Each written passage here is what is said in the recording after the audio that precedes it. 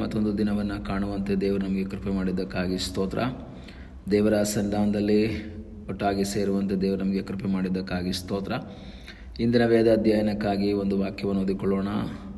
ಒಂದು ಪೂರ್ವಕಾಲ ವೃತ್ತಾಂತ 29ನೇ ಅಧ್ಯಾಯದ 12ನೇ ವಾಕ್ಯವನ್ನು ನಮಗೆ ಓದೋಣ.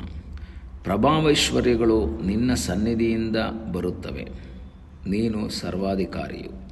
ಬಲ ಪರಾಕ್ರಮಗಳು ನಿನ್ನ ಹಸ್ತದಲ್ಲಿರುತ್ತವೆ, ಎಲ್ಲ ದೊಡ್ಡಸ್ತಿಕೆಗೂ ಶಕ್ತಿಗೂ ನೀನೇ ಮೂಲನು. ದಾವೀದನ ಒಂದು ಮಾತನ್ನು ನಾವಿಲ್ಲಿ ನೋಡ್ತಾ ಇದ್ದೇವೆ. ಮುಖ್ಯವಾಗಿ ದೇವಾಲಯವನ್ನು ಕಟ್ಟಿಸಬೇಕೆಂಬ ಒಂದು ಆಸೆ ದಾವೀದನಿಗಿರ್ತದೆ. ಅದನ್ನು ಹೇಳಿದಾಗ ನಾತಾನ್ ಹೇಳ್ತಾನೆ, ಓಕೆ ನೀನು ಮಾಡಬಹುದು ಅಂತ. ಆದರೆ ದೇವರು ನಾತಾನನಿಗೆ ಹೇಳ್ತಾನೆ, ನೋ, ಇವನು ಮಾಡಬಾರ್ದು, ಇವನ ಆಲಯ ಕಟ್ಟಬಾರ್ದು, ಇವನ ಮಗನಾದ ಸೊಲೊಮೋನನ ಕೈಯಲ್ಲಿ ನಾನು ಕಟ್ಟಿಸ್ತೇನೆ. ಇವನು ರಕ್ತ ಸುರಿಸಿದ್ರಿಂದ ಇವನು ಆಲಯ ಕಟ್ಟಬಾರ್ದು. ಆಗ ಈ ದಾವೀದ ಹೇಳ್ತಾನೆ, ಆಯಿತು, ನಾನು ಆಲಯ ಕಟ್ಟಬಾರ್ದು ಅಂದರೆ ಆಲಯ ಕಟ್ಟಿಸುವುದಕ್ಕಿರುವಂತಹ ವಸ್ತುಗಳನ್ನು ನಾನು ರೆಡಿ ಮಾಡ್ತೀನಿ. ಯಾಕೆಂದರೆ ಅವನು ಎಳೆ ಪ್ರಾಯದವನು, ಅವನಿಗೆಲ್ಲ ಗೊತ್ತಿಲ್ಲ. ಎಲ್ಲವನ್ನು ನಾನೇನು ಮಾಡ್ತೀನಿ, ರೆಡಿ ಮಾಡಿಕ್ತೀನಿ ಎಂಬುದಾಗಿ ಹೇಳಿ ಜನರಿಗೆ ಅನೌನ್ಸ್ ಮಾಡ್ತಾನೆ, ನೀವು ಆಲಯದ ಕೆಲಸಕ್ಕೋಸ್ಕರ ಸಹಾಯ ಮಾಡಬೇಕು, ನಿಮ್ಮ ಕೈಯಲ್ಲಿ ಸಾಧ್ಯವಾದದನ್ನು ಕೊಡಬೇಕು ಅಂತೇಳಿ ಆ ದಾವೀದ ಹೇಳ್ತಾನೆ, ನಾನು ಸಹ ನನ್ನಿಂದಾಗುವಷ್ಟು ನಾನು ಕೊಡ್ತೀನಿ. ಇವಾಗ ನಾನು ನೀವು ಎಲ್ಲ ಸೇರಿ ಆಲಯ ಕಟ್ಟೋಣ. ಹಾಗಾದರೆ ದೇವರ ಆಲಯ ಕಟ್ಟುವಂಥ ವಿಷಯದಲ್ಲಿ ಎಲ್ಲರ ಪಾಲು ಅಲ್ಲಿರಬೇಕು. ಏನೋ ಪಾಸ್ಟ್ರು ಮಾಡ್ಕೊಳ್ತಾರೆ, ಇಲ್ಲ ಆ ಬ್ರದರ್ ಹತ್ರ ದುಡ್ಡಿದೆ, ಈ ಸಿಸ್ಟರ್ ಹತ್ರ ದುಡ್ಡಿದೆ, ಅವ್ರು ಮಾಡ್ಕೊಳ್ತಾರೆ. ನೋ, ದೇವರು ನನ್ನನ್ನು ನಿಮ್ಮನ್ನು ಕರೆದಿರೋದು ಎಲ್ಲದರಲ್ಲಿಯೂ ಜವಾಬ್ದಾರಿಯನ್ನು ವಹಿಸುವುದಕ್ಕಾಗಿ. ದಾವೀದ ಹೇಳ್ತಾನೆ, ನಾನು ಕೊಡ್ತೀನಿ ಅಂತ. ಹೀಗೆ ಎಲ್ಲರೂ ಕೊಟ್ಟುಬಿಟ್ಟು ಬರ್ತಾರೆ. ಅದರ 9ನೇ ವಾಕ್ಯ ಓದ್ತೀವಿ, ಅವರು ಪೂರ್ಣ ಮನಸ್ಸಿನಿಂದಲೂ ಸ್ವೇಚ್ಛೆಯಿಂದಲೂ ಯೆಹೋವನಿಗೆ ಕಾಣಿಕೆ ಕೊಟ್ಟದ್ದಕ್ಕಾಗಿ ಜನರೆಲ್ಲರೂ ಸಂತೋಷಪಟ್ಟರು. ದಾವೀದನಿಗೂ ಸಂತೋಷ ಆಯಿತು. ಎಲ್ಲರೂ ಮನಸ್ಸಿನಿಂದ ಕೊಡ್ತಾ ಇದ್ದಾರೆ. ದಾವೀದ ಹೇಳ್ತಾನೆ, ನೀವು ಕೊಡಿ ಅಂತ ಹೇಳ್ತಾನೆ. ಆಗ ಕೆಲವರು ಮನಸ್ಸಲ್ಲಿ ಯೋಚನೆ ಮಾಡಿಕೊಂಡು ಅವರೊಬ್ಬೊಬ್ಬರೊಬ್ಬೊಬ್ಬರೇ ಕೊಡೋಕ್ಕೆ ತೀರ್ಮಾನ ಮಾಡ್ತಾರೆ. ಅದು ದೇವರ ಒಂದು ಆಲೋಚನೆಯ ಮೇರೆಗೆ ಅವರು ಕೊಡೋದಕ್ಕೆ ತೀರ್ಮಾನ ಮಾಡ್ತಾರೆ. ಅದಾದ ನಂತರ ದೇವರಿಗೆ ಥ್ಯಾಂಕ್ಸ್ ಹೇಳುವಂತಹ ಒಂದು ಸನ್ನಿವೇಶದಲ್ಲಿ ದಾವೀದ ಹೇಳುವಂಥ ಮಾತನ್ನೇ ನಾವು ಓದಿದ್ದು. ಪ್ರಭಾವ ಐಶ್ವರ್ಯಗಳು ನಿನ್ನ ಸನ್ನಿಧಿಯಿಂದ ಬರುತ್ತವೆ. ಪ್ರಭಾವ ಮತ್ತು ಐಶ್ವರ್ಯ ನಿನ್ನ ಸನ್ನಿಧಿಯಿಂದ ಬರುತ್ತೆ. ದೊಡ್ಡಸ್ತಿಕೆಗೆ ಮೂಲನು ನೀನೇ. ಪ್ರಿಯ ದೇವರ ಮಕ್ಕಳೇ, ನಮ್ಮ ಜೀವಿತದಲ್ಲಿ ಐಶ್ವರ್ಯ ಬರೋದು ದೇವರಿಂದನೇ. ನಾವು ದೊಡ್ಡಸ್ತಿಕೆಗೆ ಬರೋದು ದೇವರಿಂದನೇ. ನಮ್ಮ ಸ್ವಂತ ಶಕ್ತಿ ಅಲ್ಲ.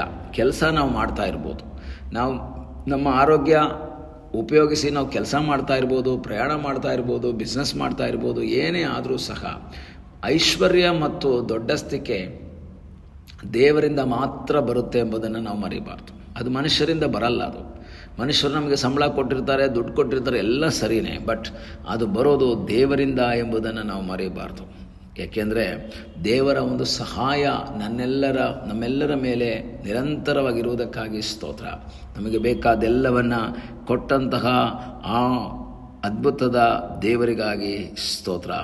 14ನೇ ವಾಕ್ಯದಲ್ಲಿ ಹೇಳ್ತಾನೆ, ನಾವು ಈ ಪ್ರಕಾರ ಸ್ವೇಚ್ಛೆಯಿಂದ ಕಾಣಿಕೆಗಳನ್ನು ಸಮರ್ಪಿಸಲು ಶಕ್ತಿ ಹೊಂದಿದ್ದಕ್ಕೆ ನಾನಾಗಲಿ ನನ್ನ ಪ್ರಜೆಗಳಾಗಲಿ ಎಷ್ಟರವರು ಸಮಸ್ತವು ನಿನ್ನಿಂದಲೇ. ಬಹಳ ಫೇಮಸ್ ಆದಂತಹ ಒಂದು ವರ್ಡನ್ನು ಹೇಳ್ತಾನೆ, ಸಮಸ್ತವು ನಿನ್ನಿಂದಲೇ, ನೀನು ಕೊಟ್ಟದ್ದನ್ನೇ ನಿನಗೆ ಕೊಟ್ಟೆವು. ಅನೇಕ ಸಂದರ್ಭದಲ್ಲಿ ಕೆಲವರು ಆಲಯಕ್ಕೋ ಸೇವಕರಿಗೋ ದೇವರ ಮಕ್ಕಳಿಗೋ ಏನೋ ಕೊಟ್ಟ ನಂತರ ನಾವೇನೋ ಕೊಟ್ವಿ, ನಾವು ಇಷ್ಟು ಕೊಟ್ಟಿದ್ದೀವಿ, ಅಷ್ಟು ಕೊಟ್ಟಿದ್ದೀವಿ ಎಂಬುದಾಗೆಲ್ಲ ಅವರು ಏನು ಮಾಡ್ತಾರೆ, ಅವರು ಅದನ್ನು ಹೆಚ್ಚಳ ಪಡ್ತಾರೆ. ಆದರೆ ದೇವರ ವಾಕ್ಯ ಹೇಳ್ತದೆ, ಆ ಹೆಚ್ಚಳ ಪಡುವಂತಹ ಅನುಭವ ನಮ್ಮಲ್ಲಿರಬಾರ್ದು. ಯಾಕೆ ಗೊತ್ತಾ, ನಮ್ಮದಲ್ಲ ಇದೆಲ್ಲ, ಸಮಸ್ತವು ದೇವರಿಂದ ಬಂದದ್ದನ್ನು ಮರಿಬಾರ್ದು. ನನ್ನ ಕೈಯಲ್ಲಿರುವಂಥ ಆಸ್ತಿ, ಐಶ್ವರ್ಯ, ಆರೋಗ್ಯ, ಬಲ, ಶಕ್ತಿ ಎಲ್ಲ ದೇವರಿಂದ ಬಂದದ್ದೆಂಬುದನ್ನು ಮರೆಯಬಾರ್ದು. ನಾವು ದೇವರು ನಮಗೆ ಕೊಟ್ಟಿದ್ದು, ನಾವೇನಾದರೂ ದಶಮ ಭಾಗ ಕೊಟ್ಟಿದ್ರೆ, ಆಲಯದ ಕೆಲಸಕ್ಕೆ ಕೊಟ್ಟಿದ್ರೆ, ಅಥವಾ ಕೊಡೋಕ್ಕೆ ಮನಸ್ಸು ಮಾಡಿದರೆ, ಅಥವಾ ಬಡ ಒಬ್ಬ ವಿಶ್ವಾಸಿಗೆ ಸಹಾಯ ಮಾಡಿದರೆ, ಇದು ನಮ್ಮ ಒಂದು ಶಕ್ತಿಯಿಂದ ಕೊಟ್ಟದ್ದಲ್ಲ, ನಮಗೆ ದೇವರು ಕೊಟ್ಟದ್ದರಲ್ಲಿ ಒಂದು ಭಾಗವನ್ನು ಕೊಟ್ಟಿದ್ದೇವೆ. ಆದರೆ ಅನೇಕರು ಏನು ಮಾಡ್ತಾರೆ ಗೊತ್ತಾ, ನಾವೆಲ್ಲ ಕೊಟ್ಬಿಟ್ವಿ. 16ನೇ ವಾಕ್ಯದಲ್ಲಿ ನಾವು ನೋಡ್ತೇವೆ, ನಮ್ಮ ದೇವರಾದ ಯೆಹೋವನೇ ನಿನ್ನ ಪರಿಶುದ್ಧ ನಾಮಕ್ಕೋಸ್ಕರ ಆಲಯ ಕಟ್ಟಿಸಬೇಕೆಂದು ಸಂಗ್ರಹಿಸಿಟ್ಟಿರುವ ಈ ಎಲ್ಲ ವಸ್ತುಗಳು ನಿನ್ನಿಂದಲೇ ನಮಗೆ ದೊರಕಿದವು, ಇವೆಲ್ಲ ನಿನ್ನವೇ. ಈ ಮನೋಭಾವ ನನ್ನಲ್ಲಿ, ನಿಮ್ಮಲ್ಲಿ, ನಮ್ಮೆಲ್ಲರಲ್ಲಿ ಉಂಟಾಗಬೇಕು. ನಾನೇನೋ ದೊಡ್ಡದಾಗಿ ಕೊಟ್ಟಿಲ್ಲ, ನಾನೇನೂ ಸಹ ದೇವರಿಗೋಸ್ಕರ ಮಾಡಿದ್ದಲ್ಲ, ದೇವರು ನನಗೆ ಕೊಟ್ಟಿದ್ದರಲ್ಲಿ ಒಂದು ಭಾಗವನ್ನು ಕೊಟ್ಟಿದ್ದೇನಷ್ಟೇ. ಪ್ರಿಯ ದೇವರ ಮಕ್ಕಳೇ, ನಿಮ್ಮ ಜೀವಿತದಲ್ಲಿ ನಾವು ದೇವರಿಗೇನಾದರೂ ಕೊಟ್ಟಿದ್ರೆ, ಸೇವೆಗೇನಾದರೂ ಕೊಟ್ಟಿದ್ರೆ, ಅದು ನನ್ನ ಸಾಮರ್ಥ್ಯದಿಂದಲ್ಲ, ದೇವರು ತನ್ನ ಮಹಾಕೃಪೆಯಿಂದ ಐಶ್ವರ್ಯವನ್ನು, ದೊಡ್ಡಸ್ತಿಕೆಯನ್ನು, ಆಶೀರ್ವಾದವನ್ನು, ಹಣವನ್ನು, ಆರೋಗ್ಯವನ್ನು ನಮಗೆ ಕೊಟ್ಟಿದ್ದಕ್ಕೆ ಪ್ರತಿಯಾಗಿ ಅದರಿಂದ ಒಂದು ಭಾಗವನ್ನು ನಾನು ದೇವರಿಗೆ ಕೊಟ್ಟಿದ್ದೇನೆ. ಪ್ರಭಾವ, ಐಶ್ವರ್ಯ ದೇವರಿಂದನೇ ಬರುತ್ತೆ, ದೊಡ್ಡಸ್ತಿಕೆ ದೇವರಿಂದ ಬರುತ್ತೆ, ಮನುಷ್ಯರಿಂದ ಅಲ್ಲ. ಪ್ರಯತ್ನ ನಮ್ಮದು, ಸಫಲ ಮಾಡುವಂಥದ್ದು ದೇವರು. ಪ್ರಯತ್ನ ಮಾಡೋದು ನಮ್ಮ ಕೆಲಸ, ಸಫಲ ಮಾಡುವ ಆತನು ದೇವರಾಗಿದ್ದಾನೆ. ಆದ್ದರಿಂದ ಕಳೆದ ದಿವಸಗಳಲ್ಲೆಲ್ಲ ನಮ್ಮ ಪ್ರಯತ್ನಗಳನ್ನು ಸಫಲಗೊಳಿಸಿದಂತಹ ದೇವರಿಗೆ ಕೃತಜ್ಞತೆಯನ್ನು ಸಲ್ಲಿಸೋಣ. ಕಣ್ಣುಗಳನ್ನ ಮುಚ್ಚೋಣ, ಪ್ರಾರ್ಥನೆ ಮಾಡೋಣ. ನಮ್ಮನ್ನು ಬಹಳವಾಗಿ ಪ್ರೀತಿ ಮಾಡುವ ಪರಲೋಕದ ತಂದೆಯಾದ ದೇವರೇ, ಸಮಯಕ್ಕಾಗಿ ಸ್ತೋತ್ರ.